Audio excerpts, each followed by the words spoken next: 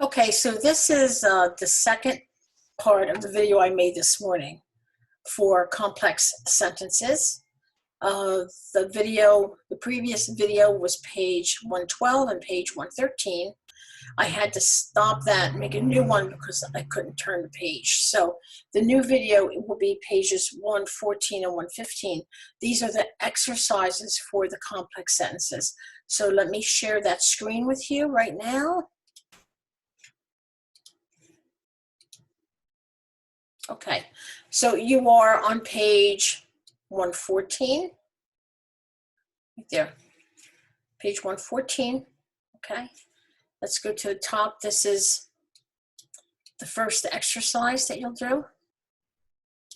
It's identifying and analyzing complex sentences. Okay, I was hoping it would be great if I could just mark on this book, but I don't think that I can, so it's okay. All right, so the first exercise you're going to do is practice 7 on page 114. You already learned about the complex sentences this morning. We said that a complex sentence is made of 2 clauses. One independent clause, which is a complete sentence in itself, and the other one is a dependent clause, meaning that is not a complete sentence in itself, and it depends on other words to make it a complete sentence. In this exercise, we're not going to do A, we're going to do B. In this exercise, you're going to read the sentences. You're going to put one line under the independent clause. That means you're going to put one line under the words that form a complete sentence themselves. You're going to put 2 lines under the dependent clause. These are the words that need more words to make them make sense as a sentence. You're going to circle the subordinator. This is the word that we had on these. This comes from the page 113 or 113. Hold on a second. Yeah, page 113. We studied these in my last video.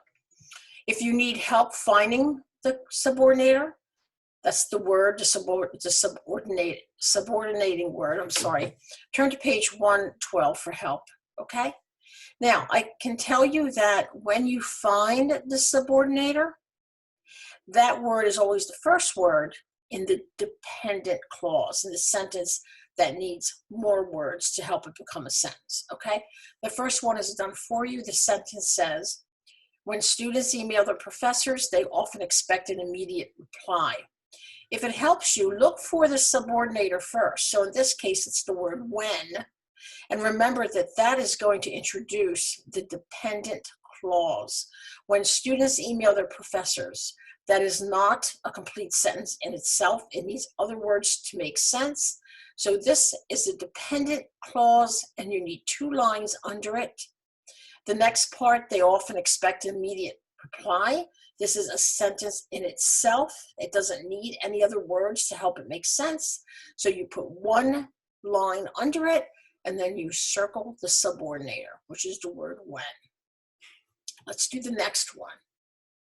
It is usually impossible to get a response right away because professors are very busy people.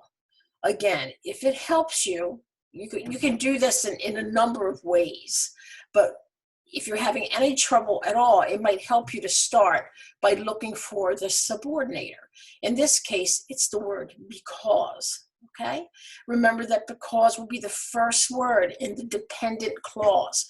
Because professors are very busy people, so you're going to put 2 lines under this. You're going to circle the word because, and then what's left.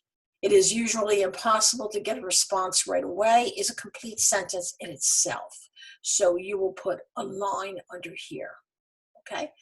You'll see in the first one begins, and we talked about this also in my last video. The first one begins with the dependent clause. It begins with the subordinator.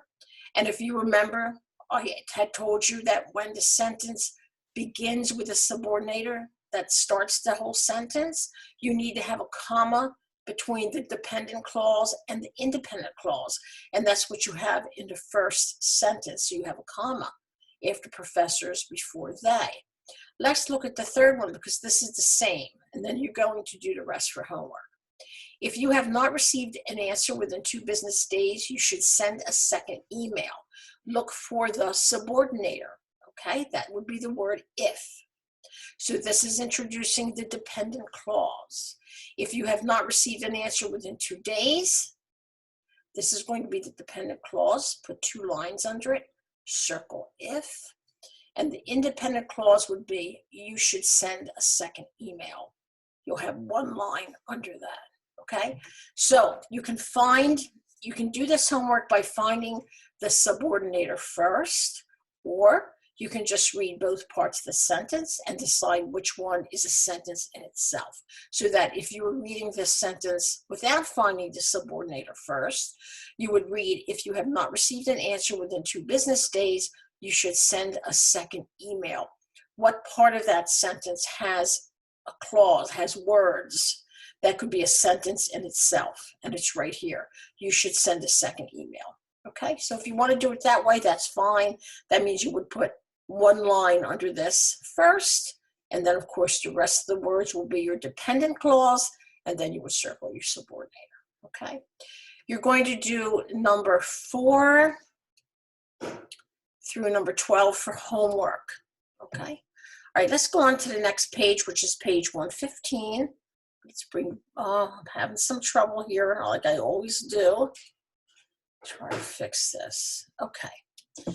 On this page, you're going to do practice 8, exercise A, okay? You don't have to worry about B. I'm actually giving you a different kind of homework to take the place of B. So you're going to do exercise A. In exercise A, you have 2 columns, one with numbers, one with letters. So what you have here are complete sentences when you put these together. So you have to match the clause in number 1 with the clause in number 2 that go together, okay? So for example, number 1 is done for you. You will not be late for early morning classes, and you see they have C. Let's go to C. If you follow several time-efficient steps, okay? So this is the independent clause. You will not be late for early morning classes. This is the independent clause. I'm not sure what I said, but this is the independent clause. This is a sentence in itself. But C, if you follow several time-efficient steps, is a dependent clause, and you'll notice that it starts with a subordinator, okay? So match these up. You're going to be doing 2 through 6, and then I will make you another video with the answers to these 2 pages. I'm going to assign you sentences to write. You're going to be writing complex sentences. I have picked 6 subordinators that you're going to use, and I'm going to put those under assignments. You'll see them. Go to the module for this week, and you'll see that it says homework, homework sentence assignment, okay? And I'll have a due date for that. But you're going to type that into Canvas and send it to me, as you do with paragraphs, okay?